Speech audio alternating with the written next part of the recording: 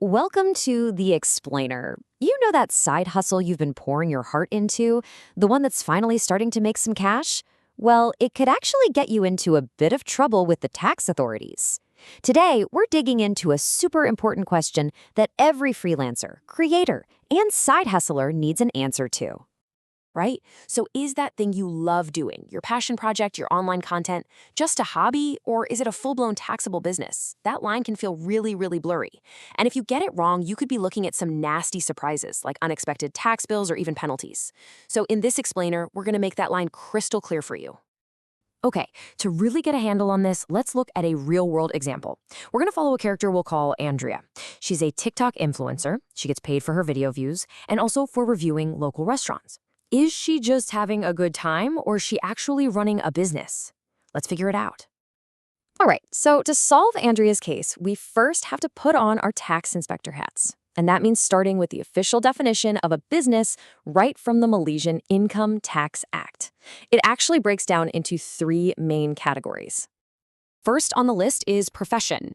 Now, this one's pretty straightforward, you know? It's basically any activity that needs a special intellectual or manual skill. A perfect example is a chartered accountant who provides services to her clients. That's a clear-cut profession, no doubt about it. And yep, that's a business. Okay, next up is trade. And there are two really important words to lock in on here: repetition and intention.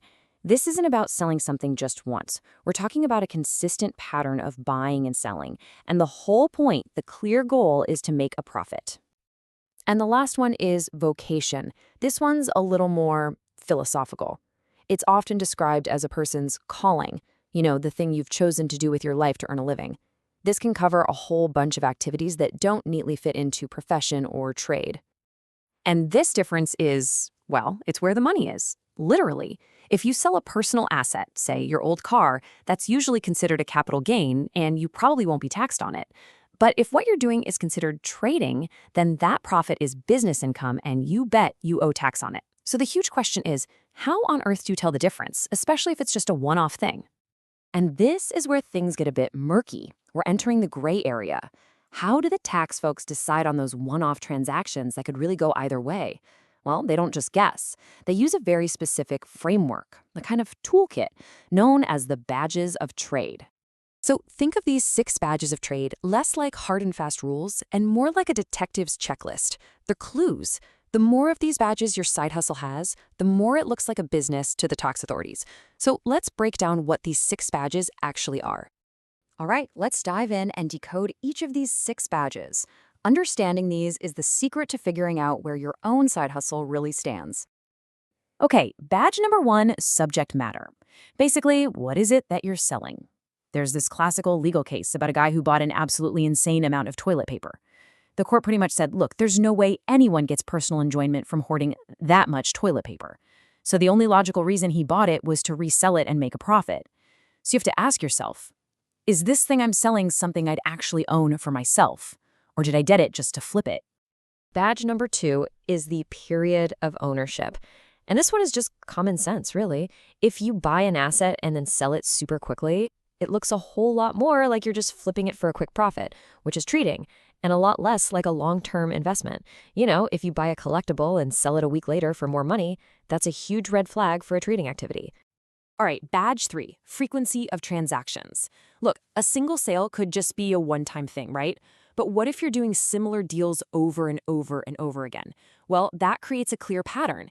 And that kind of systematic activity builds a really strong case that you're actually running a trade.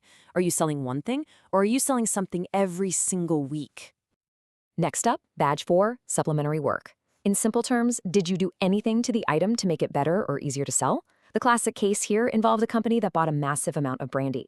They didn't just turn around and sell the barrels. No, they blended it, recased it into new bottles, and then sold it in smaller batches. All that extra effort to add value? That was a dead giveaway that it was a business. So are you just flipping something as is, or are you fixing it up, repackaging it, and making it more appealing first?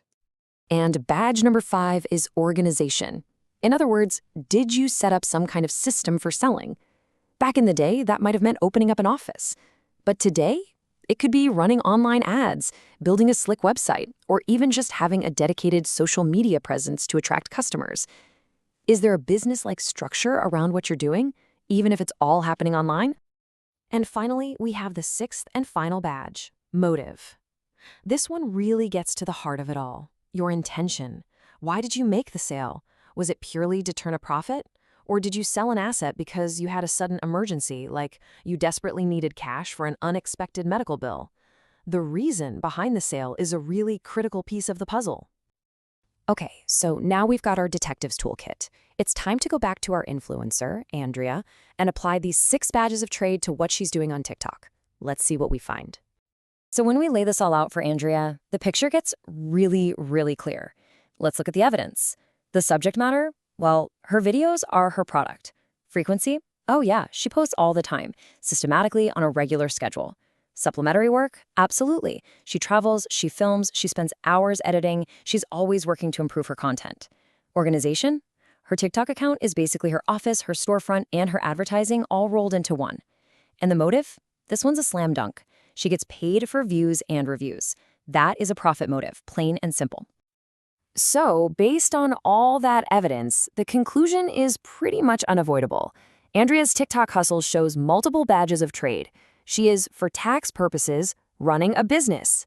And that means the income she's making is taxable under Section 4A of the Income Tax Act, which is the part that deals specifically with profits from a business. Okay, so what does this all mean for you and your side hustle? Whether you're a freelancer, a content creator, or you run a little online shop, these are the key things you really need to remember. Look, at the end of the day, it all boils down to this. It doesn't matter what you call it. You can call it a hobby all you want, but the government looks at what you do. Your intention when you first bought something is a huge factor, and a consistent pattern of activity can absolutely turn what started as a hobby into a business. It's your actions, not the labels you use, that will ultimately determine your tax status. And that leaves us with one last really interesting thought to chew on. In today's economy, the line between work and passion is getting blurrier all the time. More and more of us are finding ways to make money from the things we love. This whole distinction is only going to get more important and probably more complicated. It really makes you wonder, as our whole idea of work keeps changing, how is our definition of a business going to have to change right along with it?